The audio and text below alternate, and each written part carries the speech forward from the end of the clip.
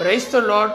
கர்த்தரும் உலக இரட்சகரும் ஆகிய ஆண்டவராகிய இயேசு கிறிஸ்துவின் இனிதான நாமத்தினாலே உங்கள் யாவரையும் அன்போடு வாழ்த்துகிறேன். ஒரு புதிய நாளை தேவன் நம்முடைய வாழ்க்கையிலே கிருபையாய் கொடுத்திருக்கிறார். ஒவ்வொரு நாட்களையும் அவர் நமக்கு ஆசீர்வாதமாக கொடுத்து அவருடைய கிருபையினாலே நம்மை தாங்குகிற தேவனாகவும் நடத்துகிற தேவனாகவும் காணப்படுகிறார். நிச்சயமாய் இந்த நாளையும் அவர் நமக்கு ஆசீர்வாதமாய் மாற்றி கொடுப்பார். இந்த நாளுக்குரிய தேவனுடைய வார்த்தையை உங்களுக்காய் நான் வாசிக்கிறேன். சங்கீதம் 67 அதிகாரம் 4 சங்கீதம் 67 அதிகாரம் 4 தேவரீர் ஜனங்களை நிதானமாய் நியாயம் தீர்த்து பூமியில் உள்ள ஜாதிகளை நடத்துவீர். ஆதலால் ஜாதிகள் சந்தோஷித்து கம்பீரத்தோடே மகிழ கடவர்கள். எனக்கன்பான தேவ பிள்ளைகளே, இங்கே அருமையான ஒரு வார்த்தையை நாம் பார்க்கிறோம்.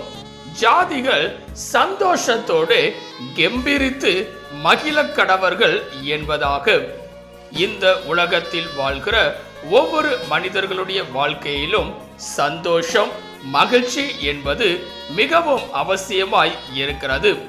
இந்த நாளிலே பல மனிதர்கள் சந்தோஷத்தை தொலைத்தவர்களாக காணப்படுகிறார்கள். தங்களுடைய வாழ்க்கையிலே மகிழ்ச்சி இல்லாதபடிக்கு துக்கத்தோடு பலர் காணப்படுகிறார்கள். ஆனால் வேதம் சொல்கிறது, சந்தோஷத்தோடு கம்பீரமாய் மகிழ கடவர்கள் என்பதாக. இந்த காலவேளையிலே நம்முடைய வாழ்க்கையிலும் கூட ஒவ்வொரு காரியங்களையும் சந்தோஷத்தோடு செய்பவர்களாய் இருக்க வேண்டும், மகிழ்ச்சியோடு செய்பவர்களாய் இருக்க வேண்டும். இன்றைக்கு பல மனிதர்களுடைய வாழ்க்கையிலே திருப்தி இல்லாதபடிக்கு, சந்தோஷம் இல்லாதபடிக்கு தங்களுடைய காரியத்தை எல்லாம் நடத்துகிறவர்களாய் இருப்பார்கள். ஆனால் இந்த நாளிலே வேதம் நமக்கு ஒரு சில காரியங்களை கற்றுக் கொடுக்க போகிறது. எதிலே என்று சொல்லி பார்க்கும்போது, சந்தோஷத்தோடு எவைகளையெல்லாம் நாம் செய்ய வேண்டும் என்பதாக. ஆம் பிரியமானவர்களே, முதலாவதாக வேதம் சொல்லுகிறது 1 தெசலோனிக்கேயர் 1 அதிகாரம் 6 வாசிக்கும் போது வேதம் இவ்வனமாய் சொல்லுகிறது. 1 தெசலோனிக்கேயர் 1 அதிகாரம் 6 நீங்கள் மிகுந்த உபத்திரவத்திலே பரிசுத்த ஆவியின் சந்தோஷத்தோடு திருவசனத்தை ஏற்றுக்கொண்டு எங்களையும் கர்த்தரையும் பின்பற்றுகிறவர்களாகி. இங்கே பார்க்கும்போது முதலாவதாக சந்தோஷத்தோடு திருவசனத்தை ஏற்றுக்கொள்ளுகிறவர்களாய் இருக்க வேண்டும். அது மாத்திரமல்ல, அது நிமித்தம் கர்த்தரை பின்பற்றுகிறவர்களாய் காணப்பட வேண்டும். இந்த நாளிலே பல மனிதர்கள் தங்களுடைய வாழ்க்கையிலே திருவசனத்தை வாசிப்பதே கிடையாது, வேதத்தை திறந்து தியானிப்பதே கிடையாது.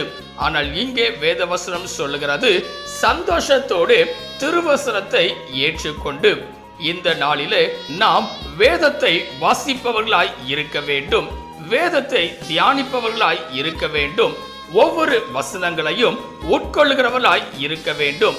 ஏனென்றால் வேத வசனமே நம்முடைய வாழ்க்கையின் ஜீவனாய் இருக்கிறது.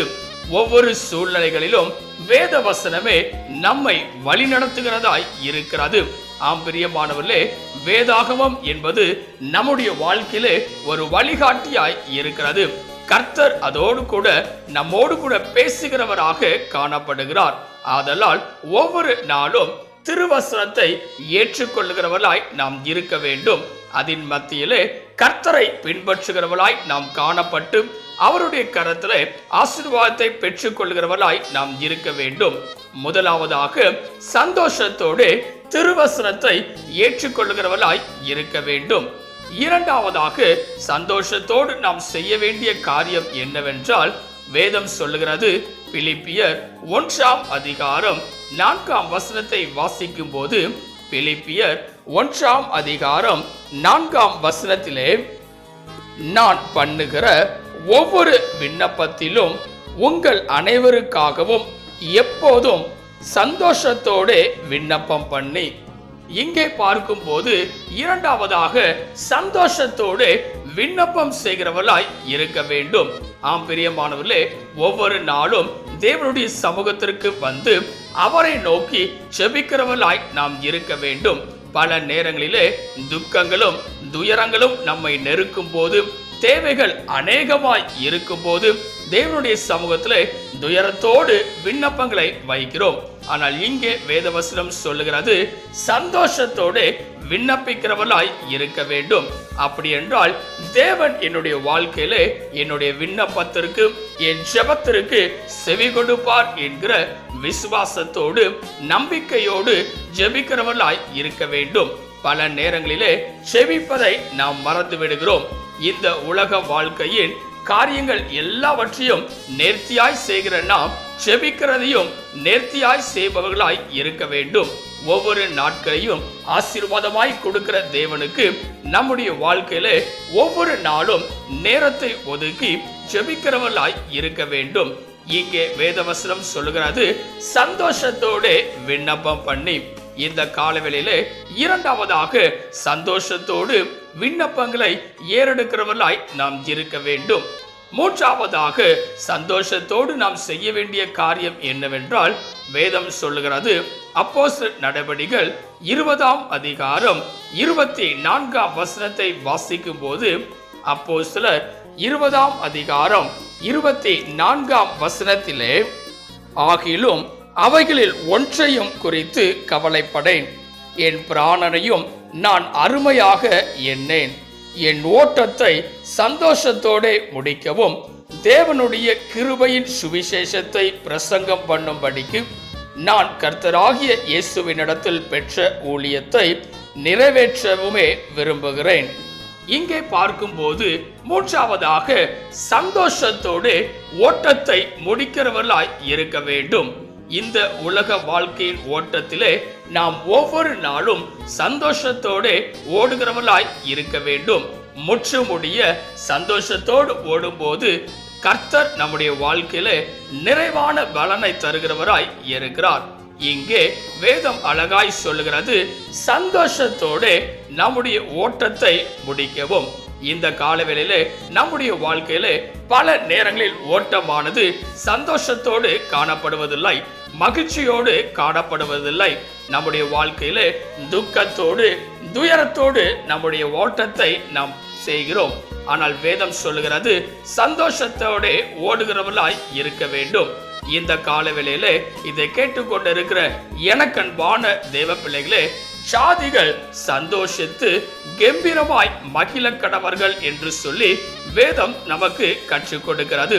சந்தோஷத்தோடு நாம் செய்ய வேண்டிய காரியங்களை இந்த நாளிலே நாம் சிந்தித்திருக்கிறோம். முதலாவதாக சந்தோஷத்தோடு திருவசனத்தை ஏற்றுக்கொள்கிறவர்களாய் இருக்க வேண்டும். இரண்டாவதாக சந்தோஷத்தோடு விண்ணப்பம் செய்கிறவர்களாய் இருக்க வேண்டும். மூன்றாவதாக சந்தோஷத்தோடு நம்முடைய ஓட்டத்தை முடிக்கிறவர்களாய் இருக்க வேண்டும். இவைகளை செய்யும் போது நிச்சயமாய் தேவன் நம்முடைய வாழ்க்கையில பெரிதான காரியங்களை செய்கிறவராக காணப்படுவார். தேவனுடைய கரத்திலே உங்களை அர்ப்பணிப்பீர்களா? செபிக்கலாம். கிருபையும் இரக்கமும் நிறைந்த எங்கள் அன்பின் பிதாவே, இந்த ஆசீர்வதிக்கப்பட்டதான நல்ல காலவேளைக்காய் நன்றியோடு உம்மை துதிக்கிறோம், உம்மை ஸ்தோத்தரிக்கிறோம். நீர் கொடுத்த அற்புதமான உம்முடைய வார்த்தைக்காய் நன்றி செலுத்துகிறோம். சந்தோஷத்தோடு எவைகளையெல்லாம் செய்ய வேண்டும் என்று சொல்லி இந்த நாளிலே நாங்கள் பார்த்திருக்கிறோம். இந்த கால வேளையில இதை கேட்டுக்கொண்டிருக்கிற, இதை பார்த்து கொண்டிருக்கிற ஒவ்வொரு பிள்ளைகளும் தங்களுடைய வாழ்க்கையிலே சந்தோஷத்தோடு மகிழ்ச்சியோடு உம்முடைய திருவசனத்தை ஏற்றுக்கொள்கிறவர்களாக, சந்தோஷத்தோடு விண்ணப்பிக்கிறவர்களாக, சந்தோஷத்தோடு ஓட்டத்தை நடத்துகிறவர்களாய் காணப்பட என் தேவன் கிருபை பாராட்டுவீராக. அவர்களுடைய வாழ்க்கையில பெரிய காரியங்களை, பெரிய அற்புதங்களை செய்கிற தேவனாய் நீர் இருப்பீராக. நீரே பெரிய காரியங்களை செய்வீராக. நீர் மாத்திரம் மகிமைப்படுவீராக. இயேசுவின் நாமத்தில் ஜெபிக்கிறோம் எங்கள் ஜீவனுள்ள நல்ல பிதாவே, ஆமென். கர்த்தர் தாமே இந்த வார்த்தையின் மூலமாய் உங்களை ஆசீர்வதித்து சந்தோஷமுடையவர்களாய் எல்லாவற்றையும் செய்யும் போது நிறைவான பலனை தருகிற தேவனாய் அவர் காணப்படுவாராக. ஆமென். God bless you.